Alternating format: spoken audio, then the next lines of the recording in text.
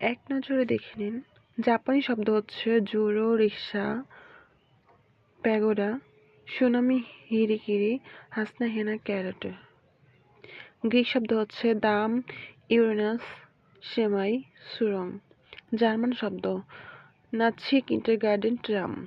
চীনা ভাষা চা, চিনি, লিচু, লুচি, এলাচি, সাম্পান, সিংহলি, সিডর, আর বিড়ি বিড়ি।